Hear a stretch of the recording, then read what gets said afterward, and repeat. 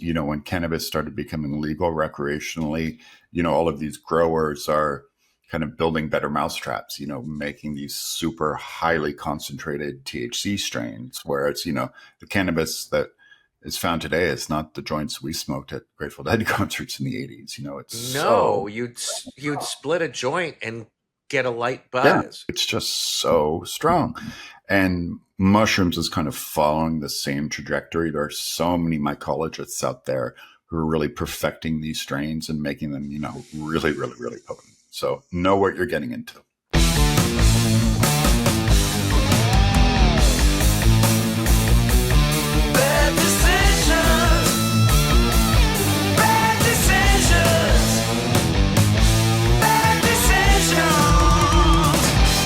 Welcome back to the Bad Decisions podcast, where we lead not with celebrity, but with story.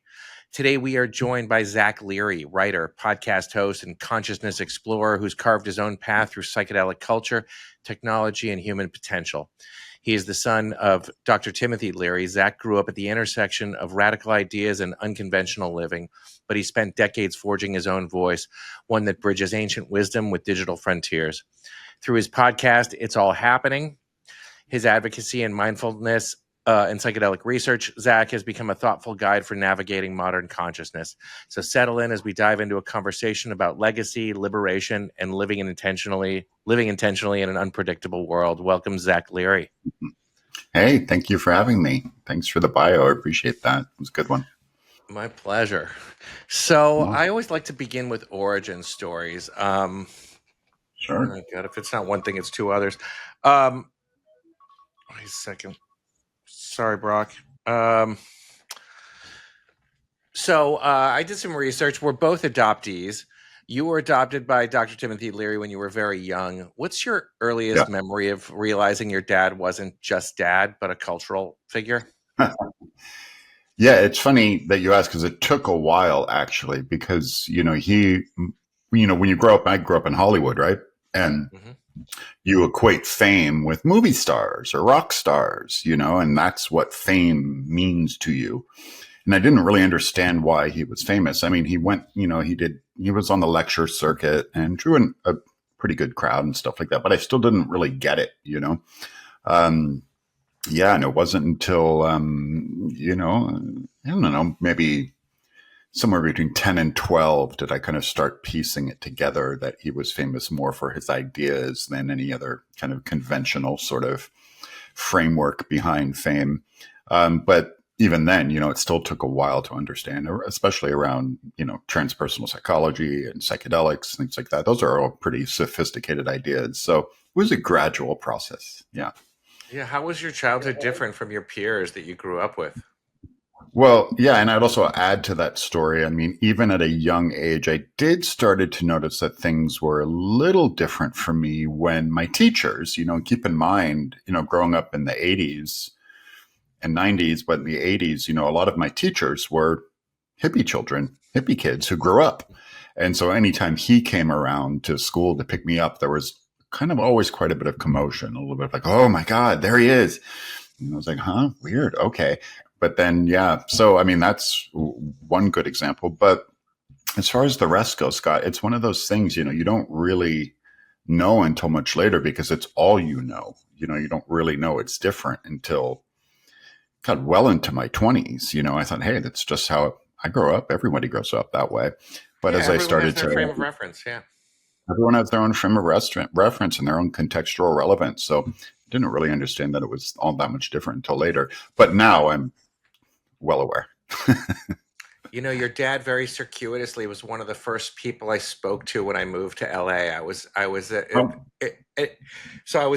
at New Music Seminar in New York City, and I start talking to this woman in this club, and she's like, "So what are you doing? Are you staying in Chicago?" I said, "No, I'm moving to LA." She goes, "Do you know a lot of people?" I said, "Not very many. I know a few friends from college." And she goes, "You should call Tim Leary." And I'm like, "Are you talking about Dr. Timothy Leary?" And she goes, "Yeah." I'm like, "You know him?" And she's like, "Yeah." I go, "Well, do you want to introduce us on a call?" She goes, "No, he's not like that. He's just cool. I'll just give you his number. Just call him." So I was not adjusting well to this town at all. It was very different. And then one night I was like, is this too late? And I called him at 10:30 p.m. and he couldn't have been nicer. And we spoke on the phone a handful of times, and I went over to his house once, and we hung and had about a 3 hour conversation. And anyway, that was the extent Right. of it, but it was interesting. Yeah, he was always very welcoming, and Yeah. and the house was always very, very social. There were always a lot of people around. So yeah, I'm not surprised. Yeah, I think he sensed that I might be suicidal because he said to me, I'll never forget this moment. And he said, "Do you like plays, Scott?" And I said, "No, not at all." And he says, "What's the best part of every play?" And I said, "Well, the third act, because it's almost over." And he said, "Exactly. Hang out for the third act." It's funny. So anyway, growing up in the psychedelic cyclone, you had legends Yeah. like Terence McKenna and Albert Hoffman as regular house guests. What were those guys like? Yeah, I mean, those guys were titans of the 20th century. Really some of the greatest thinkers of the 20th century. And I think that's one thing today's modern psychedelic renaissance kind of lacks. While there are a lot of brilliant minds, of course, in the field today, there's none like that. The first round of revolutionaries and McKenna and Hoffman and Ram Dass and John Lilly and those guys, they were so ahead of their time. They were just so incredibly intelligent and curious and just adventurers on the front edge of, just blowing consciousness up and really exploring that. Um, yeah, I mean, just incredible. And especially as I was starting to get a little older in my teenage years, I was just loved having them around because they were just so wildly articulate and creative and welcoming and funny and curious and just great. If you would you please tell the folks at home a little bit who McKenna and Hoffman were?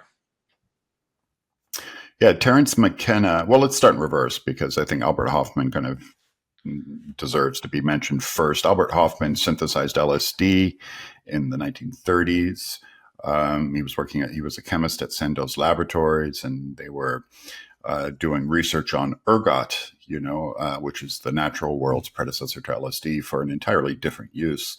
And he accidentally discovered its psychoactive properties, but then really shepherded its use, LSD, lysergic acid diethylamide 25, into the slipstream for research. And he was, it couldn't have fallen on a better subject. I mean, so he was an amazing chemist, but also kind of slightly a philosopher as well. But so yeah, he's the inventor and a synthesizer of LSD.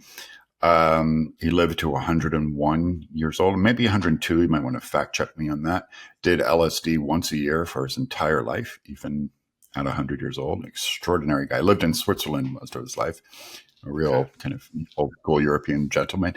Terence McKenna was probably one of the foremost ethnobotanists of the late 20th century who really did an incredible amount of research in Mesoamerica and South America into indigenous plants of that psychoactive plants and of those areas, and bringing the findings of psilocybin cubensis and ayahuasca and datura and various psychedelic plants and bringing them to the West. But he is one of the great, great writers of psychedelic exploration that there ever was. Incredible. Yeah. What was your first experience with psychedelics? Well, my first experience, I think I really got indoctrinated into psychedelic use through the Grateful Dead, not through my family. Same. There you go. Um, Alpine Valley, 1982. There you go. There you go. Yeah, I mean, popular opinion is that, growing up with the way that I did, that my parents were, it was everywhere, but it actually wasn't. My parents were incredibly cautious and, really said you should wait till you're older. So very powerful tools. Of course, I didn't listen because I started going to Dead shows around 14, 15 years old. And it's really started exploring through that lens. And the Grateful Dead were, still a huge part of my life culturally and my original tribe. So I really credit the Grateful Dead for my early psychedelic use, not my father. That's so amazing, and what a small world. Yeah. So yeah, my first Dead show, I was a young lad. It was 1978 at the Uptown Theater in Chicago, and I Okay. was a Wow. Midwestern kid. But then I went on to go to University of Colorado at Boulder, and I went to Wholesome field. 12 Red Rock shows, Telluride, Mhm. and I toured a lot. I don't have as many shows under my belt as a lot of people, but I think 136, 137, and I only count Jerry shows. Okay. Yeah. And no, I mean, rightly so. Anything after that is something else entirely. But hey, you got a lot of good years there. Yeah, truly. Um, so let's talk lost years and awakening. You've been candid about going through some dark years of non-psychedelic substance abuse after your father died in 1996 and you were 23. Can you talk about that hole you felt and give us a picture of what those years were like? Yeah. The difficult thing about him dying was not him actually dying and leaving his body because, we all knew he was sick. He really celebrated it. His last act was all about dying with dignity and grace. And that was all fine. That part of it was fine. But, being such a young man at that point, up until that point, my entire life was wrapped up into his, everything that came with it, and I mean everything, my social scene, girlfriends, romantic interests, all of it, work, so I never really had to find my own identity. I had no idea who I was at all. I just was kind of, basking under this glorious sun that shined so bright.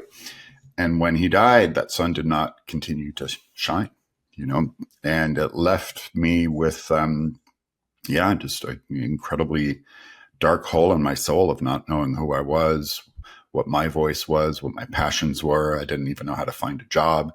I literally didn't know how to pay a bill. I didn't know how to do anything practical. And substance abuse, at least at the beginning, it is a very powerful and effective solution for numbing your feelings, until it isn't, until it gets you into a lot of problems. And that went on for a while. I got into recovery in my late 20s. I've relapsed more than once, unfortunately. But and that's what substance abuse was for me. It wasn't, I didn't never had a death wish per se, but I did use, darker drugs just to kind of stay neutral, to Can kind I of ask just your stay. drugs of choice were? Yeah, or heroin and crack cocaine. Okay. So hard drugs, and my bottoms were very, very low.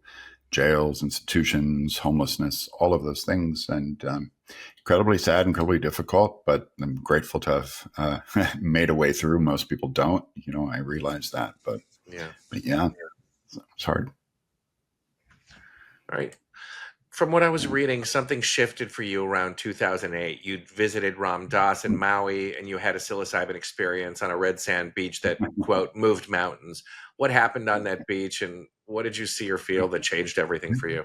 And please lead in if you would with telling the audience who Ram Dass was. Yeah, sure. Well, Ram Dass, before he was Ram Dass, he was Richard Albert, and he was my dad's professorial partner at Harvard University in the early 60s. And they really partnered in all that early psychedelic work, going from Harvard to Millbrook. And then in 1967, Richard Albert went to India and came back as Ram Dass and, changed the world again through Be Here Now and really bringing Eastern teachings to the West. At that point, we kind of take it for granted today as there's a yoga studio in every corner. People know what mindfulness is and things like that. But in 1967, 68, it really was a brand new thing. We really didn't know much about that. And he was just an incredibly evolved, kind, loving, amazing teacher. I'm so grateful to have had him in my life.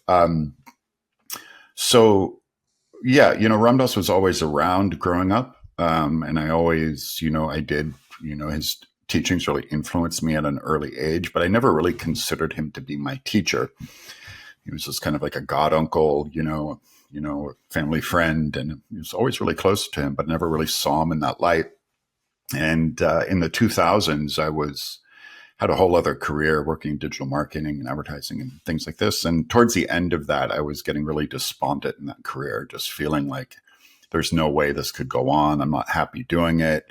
The work started to suffer. My clients weren't happy. I just was not doing a good job. I completely lost interest in it and just felt this spiritual hole in my heart. Didn't know what I was going to do. And I'd been in recovery, complete, like pretty militant 12 step for a while. So was free from even psychedelics, and kind of started practicing yoga and revisiting meditation again, and just kind of introducing Eastern practices into my repertoire to kind of deal with this unsettling dissatisfaction inside my soul. And one day it occurred to me, look, God, Ram Dass had moved to Maui. I hadn't seen him in like almost 5 years since he moved to Maui and left the mainland. And me and a friend decided to go visit him. And there was something about that trip where, Scott, it's so hard to put into words, because it sounds just like a, eat, pray, love cliche or something like that. And it kind of is. But I just saw him in a different way, and the world just kind of looked different after that. He looked different to me, and the teachings of Neem Karoli Baba that he brought to me, it all just landed in a different way. And I really kind of consider like that point onwards to be sort of like my life version 2.0. Kind of everything changed after that. And shortly after that, I reintroduced mushrooms for the first time in 9 years. And boy, when you revisit psychedelics after a really long break, especially after you've gone through a lot of challenges, trauma, difficulties, heartache, all of the things, it's a whole different experience. It was not just carefree running around in shorts at a Grateful Dead concert. It was truly deep healing work. And the combination of the two things, set my life in a different direction. And it's just, I guess when the student is ready, and and the stars just aligned for me at that moment, and it was amazing. Yeah. Yeah. So, yeah, Ram Dass found meditation and bhakti yoga. Your dad seemed to stay with psychedelics as the main tool. What did Ram Dass teach you that your father couldn't? Yeah. Well, I mean, even my dad, I mean, psychedelics were always part of his life, but he did kind of drift away from them later in life in some ways too. I mean, he never completely stopped using them, but, really in the 80s and 90s, he became far more interested in, cyber culture, early internet culture, and kind of early transhumanist kind of ideas that was really more based in futurism and things like that, and transpersonal psychology as well. So, I just mentioned that because, Timothy's path was more through the mind. He was an intellect, spiritual materialist, and an intellect, the mind led. And for him, that is a very useful path because his brain, his mind functioned and fired at a different level than most of us do. He was truly the smartest guy in the room, and not just the platitudes. He truly was operating kind of at a different frequency as far as his intellect went. And while I consider myself to be, this isn't being self-deprecating or anything, I'm a reasonably smart guy, and my IQ is, I think, slightly above average, but I wasn't operating at that level. So, I always felt a little bit of a disconnect from him in that way.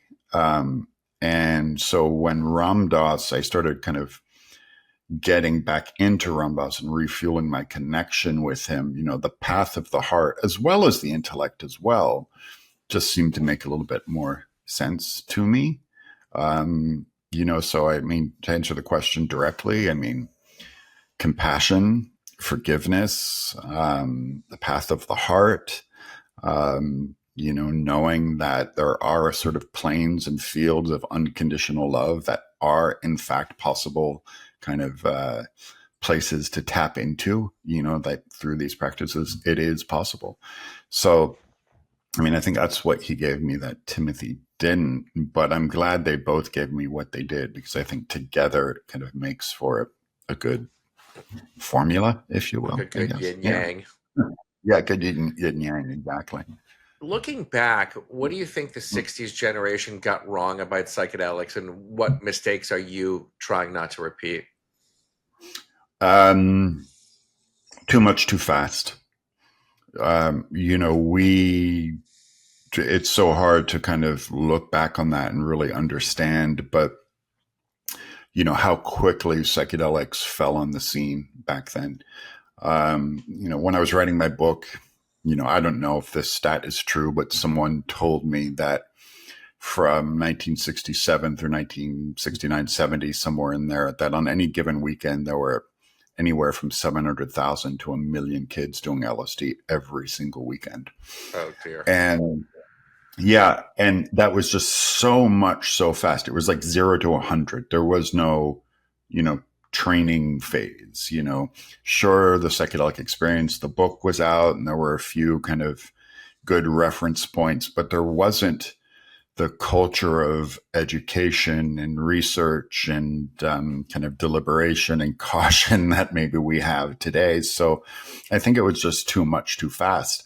I mean, look, certainly the positives, that psychedelics gave us in the 60s, music, rock and roll, the changing of our culture, art, the ecology movement, the sexual revolution, all of those things do have their links to early psychedelic culture. So I certainly don't think it's all a bad thing, but Sure. I I do think that, the kind of the 60s really had this huge kind of desire to chase peak experience without kind of stopping to integrate it and kind of make each person's life better, which is kind of why the 60s just fizzled out. Hippies became yuppies.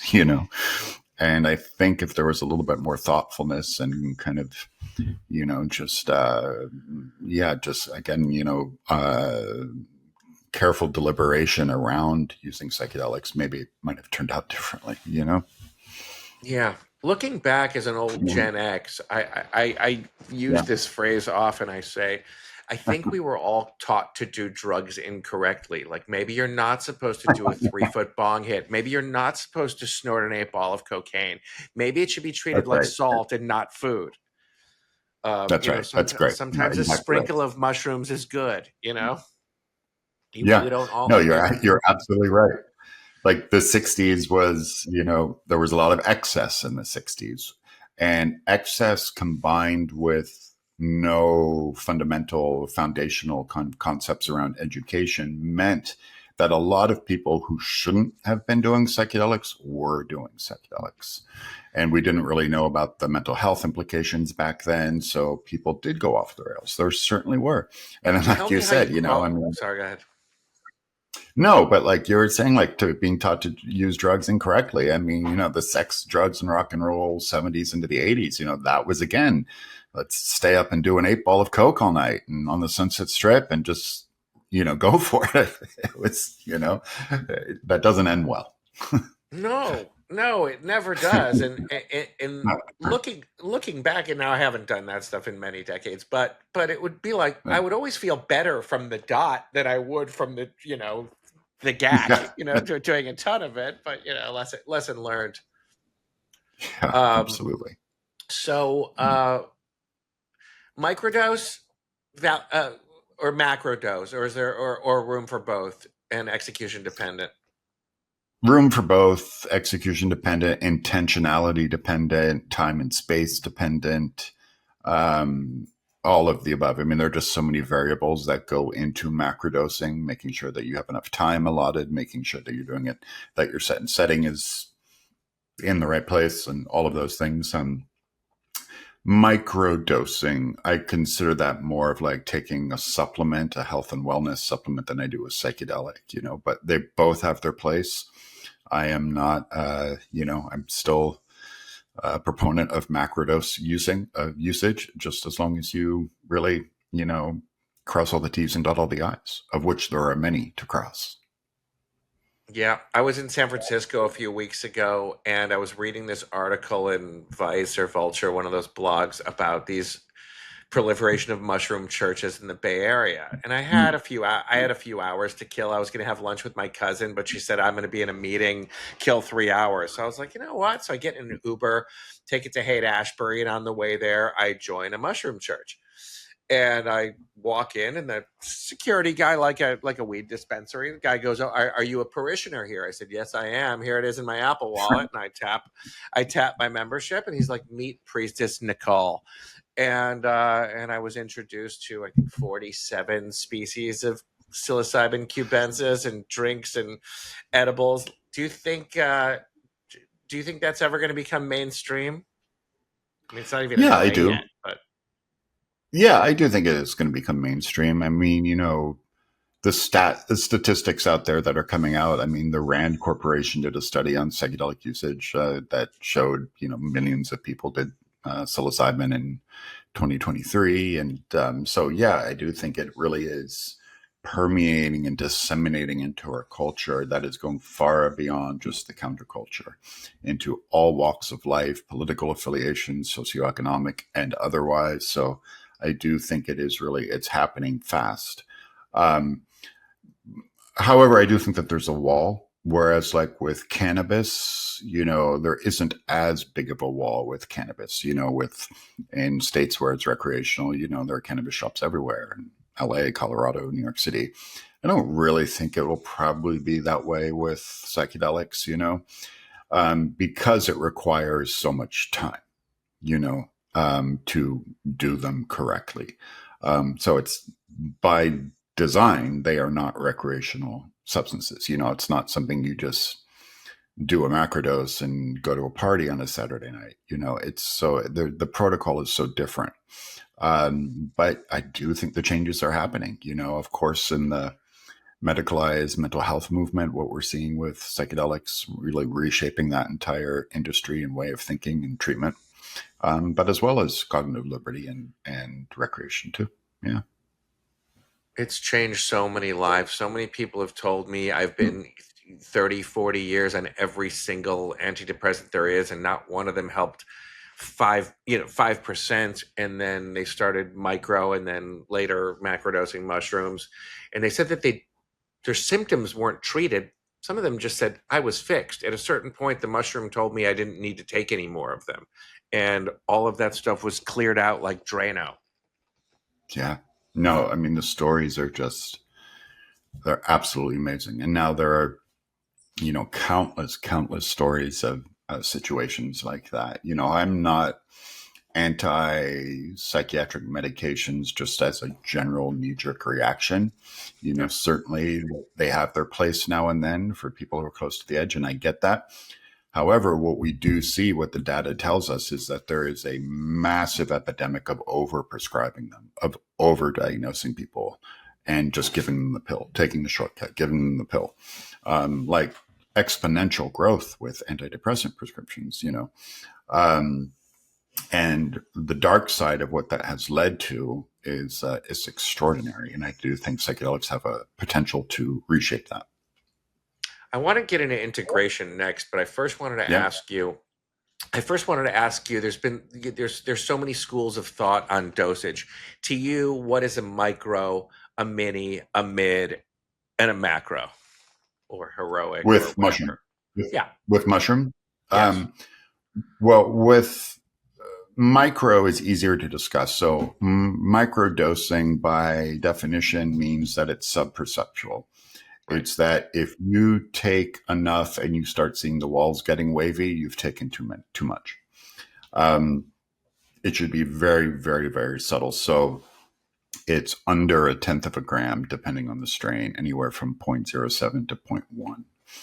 Um, and and I'm glad you asked this question because it is important. As you get into bigger doses, the general kind of guidelines for how we talk about that, heroic dose being 4 grams or more, museum dose being 1.5 grams, and so on. It depends on the strain and the species of mushroom. Albino penis envy has, anywhere from 60 to 80% more psilocin in it than a golden teacher. So that Yeah. is almost twice as strong, So the question is no longer simple to answer. You have to know what strain of mushroom that you have. And once you do, then you can kind of take it from there. So I'm not being cagey around it. It's just, we used to say, oh, if you take 4 grams, that's a heroic dose. But if you take 4 grams of albino, that is taking 8 grams of something else. Hmm. Sure. Sure. Yeah. Yeah, yeah. The one that I bought at the church in San Francisco is called Louis Vuitton. I'm not sure if you're I haven't familiar, heard of that but one. That's fun. I'm not. that to me felt twice as strong as penis envy. It's like nuclear Wow. in a good way, but it was recommended. Yeah. I gave it a try, and I was just like, okay, I just need a sprinkle of this going forward. Yeah. And it's sort of following the same pattern as cannabis. When cannabis started becoming legal recreationally, all of these growers are kind of building better mousetraps, making these super highly concentrated THC strains, whereas, the cannabis that is found today is not the joints we smoked at Grateful Dead concerts in the 80s. It's No, so, you'd split a joint and get a light yeah, buzz, and right. I cannot smoke. I can't smoke modern weed. Certainly not in public. I'm completely with you. It's just so strong. And mushrooms is kind of following the same trajectory. There are so many mycologists out there who are really perfecting these strains and making them, really, really, really potent. So know what you're getting into. All right, so let's get into integration. You've worked with, from what I read, about 200 people as a one-on-one facilitator. What happens after Mhm. the trip that most people don't talk about, and how should someone prepare for it? Give me the sort of the beginning, middle, and end of a recommended therapeutic experience. The beginning is intention. So these days, that kind of falls into two camps, mental health or otherwise, because as we've already talked about, the mental health implications around psychedelic use are so vast now that so many people are coming into doing this work for mental health reasons. They were on SSRIs for years and years. They want to try something new. They're currently suffering from anxiety, depression, isolation, loneliness, addiction, whatever it is, trauma, PTSD, of course. And they come into doing journey work for that. So there is that camp. And then you kind of have the other camp, which is some people who are just seeking spiritual experiences, who just want to go further and dig deeper into the whole existential rub about what it means to be alive. And both of those candidates are very different types of people to work with. When I work with people who are suffering from serious mental health issues, the checklist is a lot longer to making sure that they're a suitable candidate. Do they have a strong therapeutic alliance? Remember, this doesn't replace your traditional therapist. Do they have a support system? All of these things. So it starts with intention, and then the journey itself, and then integration afterwards. And integration, in the simplest terms, just means taking your experience, taking your downloads, your insights, and turning them into action, turning them into something practical or pragmatic that you can use on your daily life.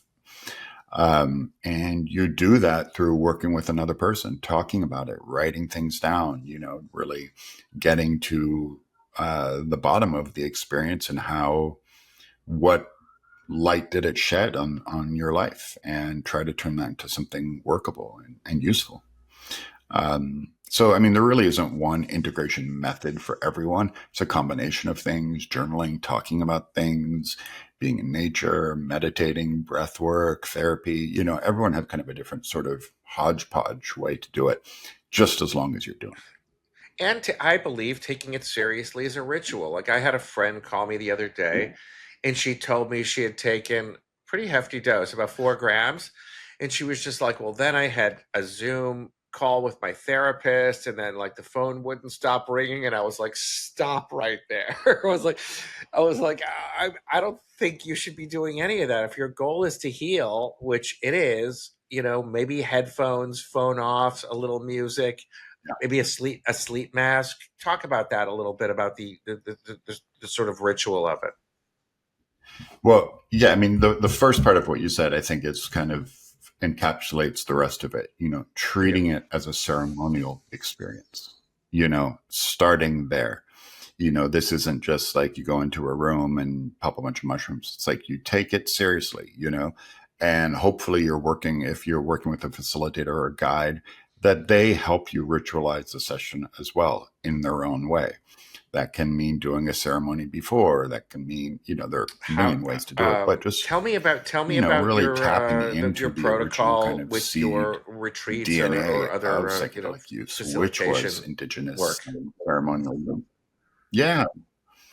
And, yeah. And, and that has a lot to do with the music that's played, the ceremony that happens, and creating a container that is safe, quiet, pretty, beautiful, things like that. Do you is it generally a positive experience for all involved? What do you do when someone freaks out? Yeah, I'd say most of the time it is. I would not say all of the time. It's funny though, like the longer I do this, the less of a zealot I become. I used to think that, hey, let's put acid in the water supply and it's going to completely make the world a better place. And, that's not necessarily true. There are plenty of people who come into this space who realize that psychedelics are not for them. And that's okay. I mean, sometimes it shows us parts of ourselves that are just too challenging to look out, and it causes you to have an adverse reaction. Um, because there's no off switch. You have to be with it for however many hours it takes. Um, and for some people, that's really hard. It's really hard to settle in and surrender and not be in control of an experience, and letting the medicine, letting the mushroom or whatever compound that you're taking guide you. You're not guiding it. So when people do have adverse reactions, yeah, there are some techniques to use, music, breath work, touch, things like that. I don't see too many complete freakouts, but I do see Yeah. now and then people who come through the other end who are like, whoa, I don't think I liked that. I don't think that was for me. Yeah. Yeah. Yeah, like I've never had a bad experience on mushrooms or acid. Now I did ayahuasca once, and if you offered me a steamer trunk full of money to do it again, I would say no, thank you. And I could use a steamer trunk full of money right now, but that was really just not for me. It was, and I think part of it is that I'd already pierced the veil. I'd already seen the other side. I already knew that there was no out there and in here. And to Hmm. me, I looked at ayahuasca, for me personally, it was like a bad balance sheet. It was like so much misery for this much benefit for me. There you go. I mean, yeah, ayahuasca has a lot to consider with it. It's physically very demanding. Most people purge, which means you vomit. It can be Yes, I very did. physically uncomfortable. Yeah, there you go. It was Right. the gates of And hell opening. there you go. And it's relentless. It's hours and hours and hours of being under the influence. So it can be pretty exhausting. No question. Pretty demanding. Let's talk MDMA. What's your opinions, experiences? What's the future therapeutically? Yeah, I am a huge proponent of MDMA. I think it has been an incredibly profound and effective compound for me in healing my own traumas. Um, and, we really have to credit the work that MAPS and Rick Doblin has done with MDMA and, for the treatment of PTSD, because, I mean, when MDMA was synthesized and kind of brought quietly into the public. The original use was in therapeutic circles, but it exploded into party circles and club drugs and the rave scene. And for Sure. many years, the public just knew it as a party drug, as the love drug, as the, Yeah. I love everyone drug. Um, and it took a long time to rewrite that narrative to have people take it seriously as a therapeutic drug. But when MAPS was going through the clinical trials to treat PTSD, with MDMA, the efficacy rates that we saw, especially in like the veteran population, people who struggle so badly from PTSD and what MDMA did for them, it's just extraordinary. So, I mean, I think MDMA, when used correctly and sparingly as well, um, It's one of the great healing compounds of our time. I Yeah. think it's amazing, but I've personally witnessed a few people over the years that took it too far. Um, Yeah. and and what is Maps's current schedule? How often can someone take it without doing any damage? Yeah. I mean, I don't think there's a finite number on that. You know, I don't think anybody really does have a finite number on that. But I think, 2 or 3 times a year is That's what I maximum. was thinking too. Yeah, maximum. It is hard on the body, got to admit that it is. You need a lot of rest afterwards. And so, yeah, 2 or 3 times a year maximum. Got you. So I've never really known any insiders until I met you, but I've always been kind of fascinated by the work of Maps, and when I read for years read documents in their websites and watch their videos. Um, what's it like over there? Like, do a lot of people work there? How many clinical trials are going at any given time? If there's a listener that wants to get in a clinical trial for psychedelic therapy, how would they go about it? Yeah, well, Maps has changed a lot over the last couple of years because of the FDA rejection of MDMA for the treatment of PTSD. Last year, that application failed after 20 years of trying, and it was quite a blow. There's no question about it. Why that happened is an entire podcast unto itself. But and so for so long that was MAP's sole purpose was MDMA for the treatment of PTSD, and it failed. They're going to the application will be resubmitted, and we'll see. Um, so I think MAPS has kind of morphed more into like a psychedelic advocacy and harm reduction and educational platform and company, nonprofit. I don't know how many people were probably. I think there's probably like 50 people who work for Maps, maybe a little bit less. And they're all remote. I mean, they do have like headquarters in Santa Cruz, but Rick Doblin lives in Boston, and the other executive directors live other places. So it's just kind of a floating ecosystem. But as far as clinical trials go, there is a website. It doesn't have anything to do with Maps. I forgot the URL, but if you Google it and just Google psychedelic clinical trials, it comes up. It's something, might be as something as mundane as like clinicaltrial.org or something like that.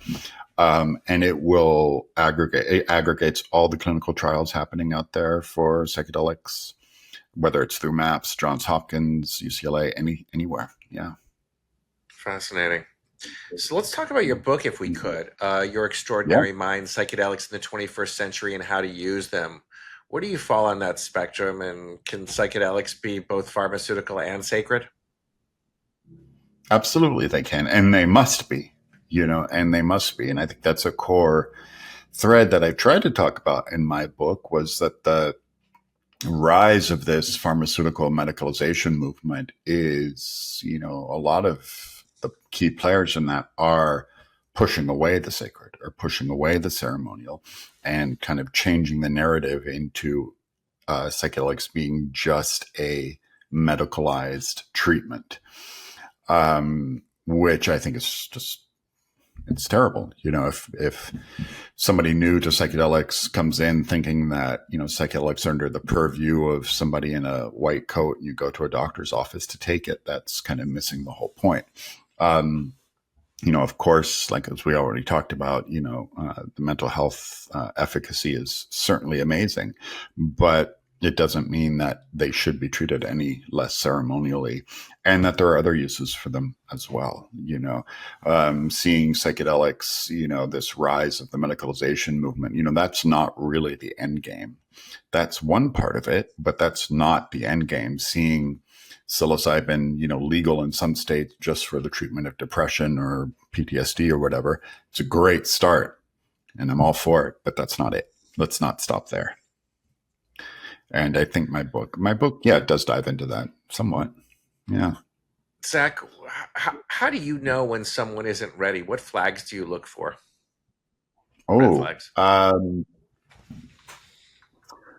what red flags do I look for? I mean, there's kind of a certain sense of instability, perhaps, um, that it's a little tricky to kind of talk about how you diagnose that. It's more of sort of like what some information and data that you just kind of pull together through the screening process. If someone isn't just feeling stable and in touch with their emotions and able to express what's going on, if they kind of still feel a little shaky, I think the kind of the quality of being desperate, of being overly desperate, is kind of a red flag, thinking that, oh, I've got to rush into this because I think it's going to be a cure all. It's going to be a magic pill that's just going to absolutely cure me. I've tried everything else. I've tried every kind of therapy. I've tried every kind of pill, and this is just going to cure me, right? I read Michael Pollan's book. It said it's going to fix me. Big red flag. Yeah. It takes a lot more than that. It takes a lot more than that. And then, I have kind of some of my own kind of assessment tools as well, which is more kind of like spiritual readiness. Does someone feel like, hey, they can truly surrender? And are they okay relinquishing control? Kind of things like that. Yeah. Amazing. If someone expresses curiosity to you, what's sort of the 101? What do you think's the softest point of entry for someone curious about psychedelics for depression or PTSD? For depression, Or PTSD, I mean, yeah. yeah, I mean, certainly trying microdosing. I mean, if you're not on any psychiatric medications, and which is an important thing to mention for anybody new to this, um, which has kind of become this unfortunate thing that we've realized in all the research in the last 20 years, is that psychiatric medications are direct contraindicators for taking psychedelics, meaning if you're on an antidepressant, the psychedelic just won't work. It Right. taps into the same part of the brain, the 5-HT2A receptor. So that's unfortunate, but that's just the way it is. So you have to get off your meds and taper and be stable. But I would say kind of starting with microdosing. Okay. Really developing a microdosing regimen, and then, finding either a psychedelic church or a facilitator like me or a psychedelic assisted therapist, and maybe starting with mushrooms. They're kind of a pretty easy gateway and low barrier for entry. You know, How would you recommend vetting a facilitator? that is a good question. I'm glad that you asked it. I'd start with this basic principle: is that find the facilitator that speaks to you and your soul. Like, this is the person for me, not the one that is convenient, not the one that lives down the street just because they're there, not the one that operates in a legal state. I know that's a controversial thing to say. People are going to Sure. Oregon or Colorado only because it's legal. I don't believe that's a good enough reason. That's one reason. Hey, I get it. But really finding the person that just speaks to your soul. This is the person I feel I want to sit with and be vulnerable with and really kind of, share this experience with. So it's kind of an ineffable quality, Scott. It's not really a list. I mean, yes, there is a checklist of vetting facilitators. How much experience do they have? Do they have personal experience with the medicine themselves? Believe it or not, some facilitators don't. They look at it as just something they can intellectually know. Um, do they offer preparation and integration? Do they understand harm reduction? Do they understand the culture? Do they understand ceremonial and indigenous use? So, yeah, there's kind of a written checklist as well. Of course, I'm not downplaying that, but I think it's more about really finding that person that, hey, that's the one. I need to work with him or her. Yeah. Let's get into Jung if we could. Carl Jung and Yeah. shadow work. I know you bring him into your framework. What does shadow work look like in a psychedelic context? And can you integrate what you don't want to see about yourself? Well, yeah. I mean, the rub is that you're going to have to integrate what you don't want to see about yourself.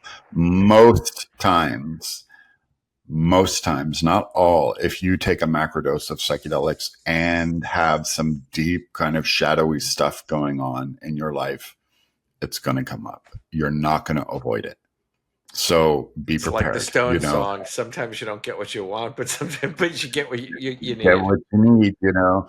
I mean, like a good example for me is, mine is addiction. I Yeah. really suffered a lot in addiction and did a lot of damage to other people. And it's a really hard thing to see in the psychedelic space because the magnitude of the damage I caused to myself and to others still leaves a lot of pain inside of me. Sure. Um, but the medicine puts you in touch with that, helps you to forgive yourself, helps you to just not continue to have the bat in your head and just kind of move through the process of transformation. So that's what shadow work is. And, Jung was very astute and seeing that, the human experience is a multiplicity of parts of ourselves, some of them light and passionate, and some of them really dark and heavy and difficult to wrestle with. But you have to bring them into the surface in order to make them, a holistic part of your worldview. You can't run from it. You can't compartmentalize it forever. That grows tired, and psychedelics are very adept at doing that. Yeah. And yes, you can integrate it. You can find ways to forgive and to keep them in the right place, so to speak. Right. You've mentioned doing ancestor work. What does that mean practically, and how do psychedelics help us connect with lineage and inherited trauma? Yeah, I always thought that concept like belonged to other people. I always thought it belonged to, BIPOC communities that have been, abused for millennia, and that like, hey, a white privileged European guy like me, what could that possibly mean, or things like that. Um, but and this is probably the woo section of our podcast here, Scott. But did have a couple experiences more in recent years that did kind of get me in touch a little bit more with my lineage and some of my elders who possibly suffered and were persecuted and things like that, and how that maybe energetically kind of carried over to me. um, we all are connected somewhere. We all have some lineage somewhere that has a story to tell. So doing kind of ancestral work is really that. It's just getting in touch with your story, getting in touch with your roots, and seeing if there's anything to celebrate, if there's anything to heal. Yeah, all of the above. Yeah. So, where are we headed in the next 5 years, 5 to 10 years in psychedelic research? Um, well,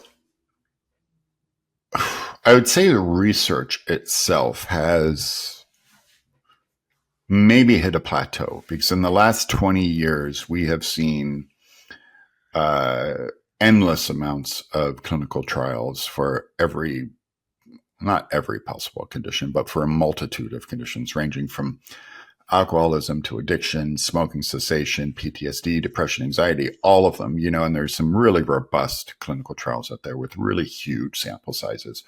Doesn't mean that there can't be more, and there will be more, but I think we have enough body of research now to show us that A, these are safe, B, they are effective, and C, a lot of people need them.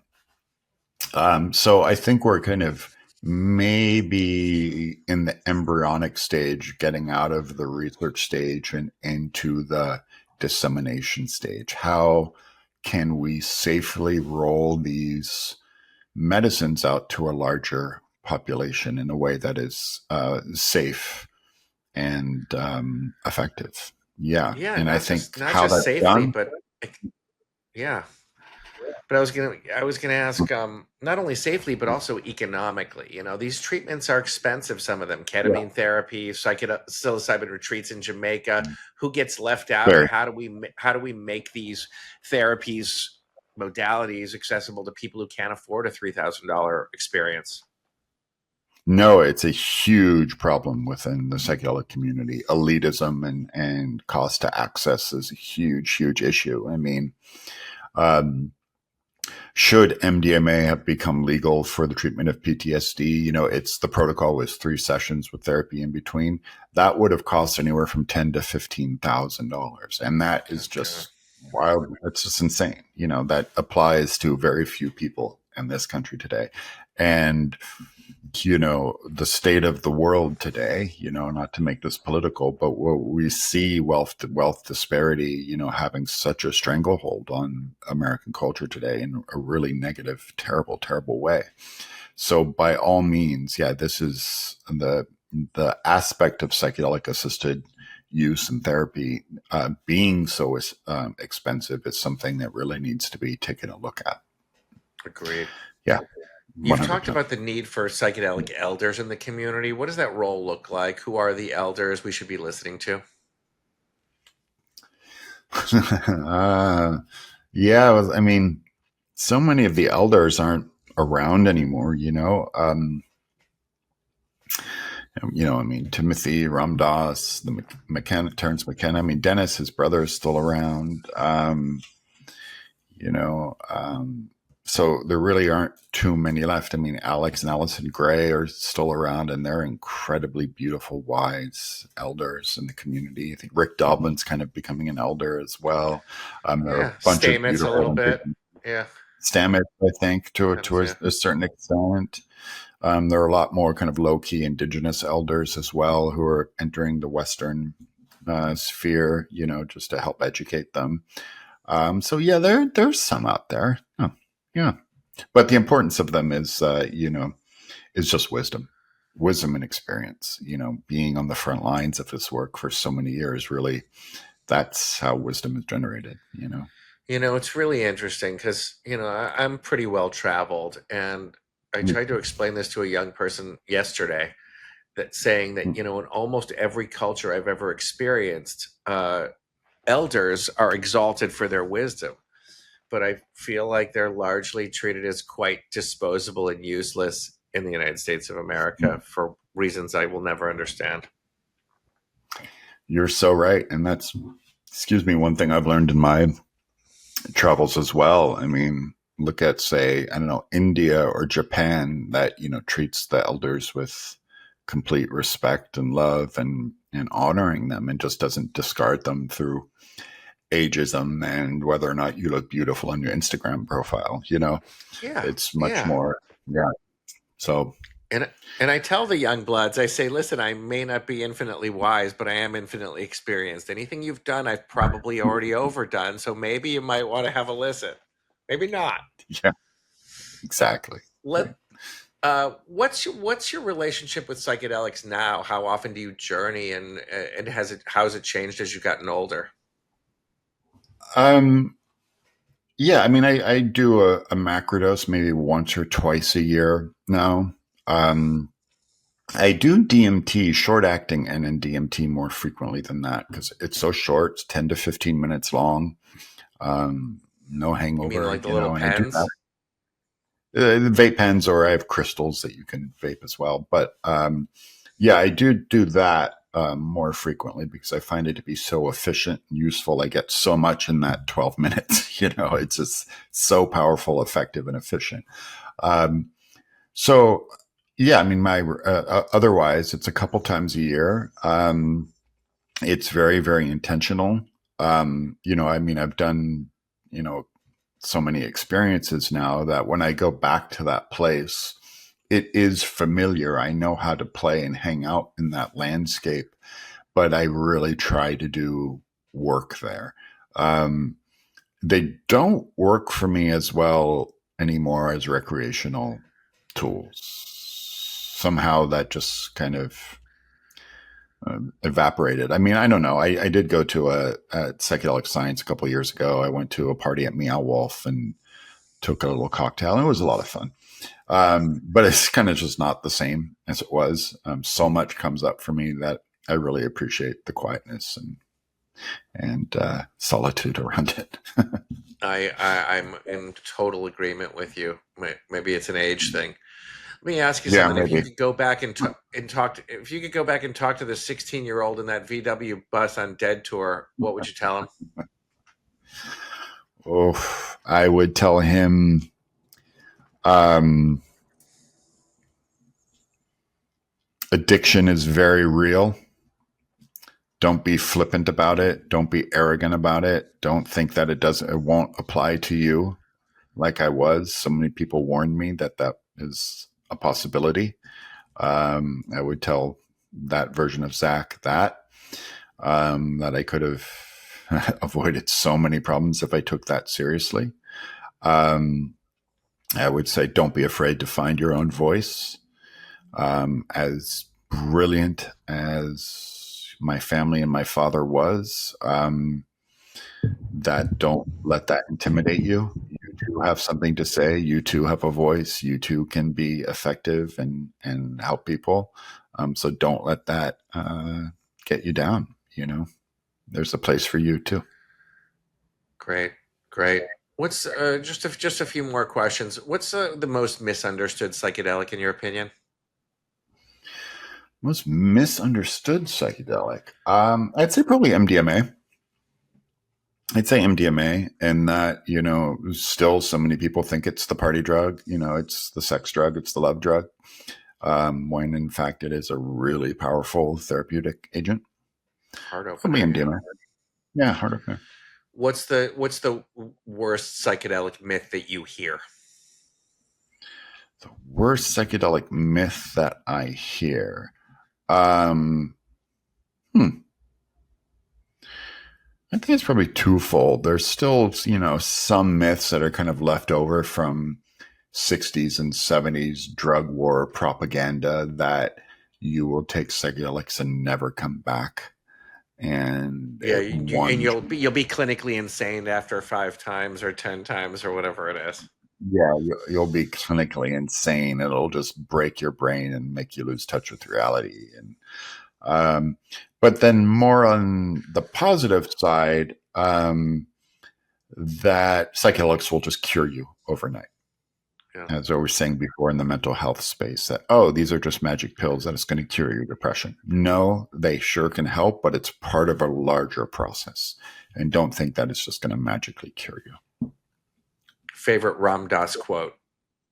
you. Hmm. God, favorite Ramdas quote. Um, we are all God in drag. It's pretty good. I never heard that one. I Yeah, love that. I'll go. I'll go with that one. What's playing in your headphones during Journey? Um, for myself personally, Yeah. um, Aphex Twin. Um, yeah, Aphex Twin. Lately, there was some old Fripp and Eno albums that I Oh, I like Frippity. That's a good idea. I've been doing a lot was of really, binaural beats, but I think I need to get back to music. Music. yeah, yeah. I mean, that can go. It can get complicated because sometimes if the music is too, like, it's a weird thing to say, but it's like if it's too good, then the journey can become about that. Can take you out of it. Yeah. It can take you kind of out of it. You're just like, oh my God, this is so amazing.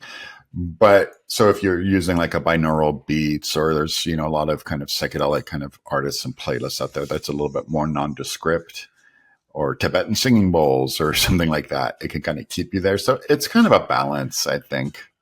Yeah. Yeah. If you had to pick one book besides your own for someone new to psychedelics, what would it be? Um, let's say The Archaic Revival by Terence McKenna and The Psychedelic Experience by Leary, Alpert, and Metzner. Okay. Was it three? Final. But Great. two Well, books. I'm going to read both. Okay. Final thought. What would you like people to remember from this conversation? Oh wow! What would I like people to remember? That psychedelics, when used wisely and cautiously, are very valid and useful tools for healing and self-exploration. And whatever thoughts, I don't know what your listener base looks like, if they have any kind of strong preconceptions and just automatically think, oh my God, drugs are bad, that perhaps they just take a deep breath and reconsider that a little bit. Agreed. All right. Well, Zach Leary, I want to thank you for taking time out of your busy schedule to do this. Was a fantastic conversation, and I can't thank you enough. Hey, thank you for having me. And just quickly, if anybody's interested, please visit zachleary.net. Got you. And any social media links are all there as well? Yeah, absolutely. Yeah. The Bad Decisions podcast was produced by Brock Workman of Herdad Entertainment. Be sure to like and subscribe on YouTube, Spotify, Apple, or wherever you get your podcasts. My book, The Big Book of Bad Decisions, is available for purchase wherever books are sold. A special thanks to today's guest, Zach Leary, for joining me. I'm your host, Scott Nathan. Thanks for listening.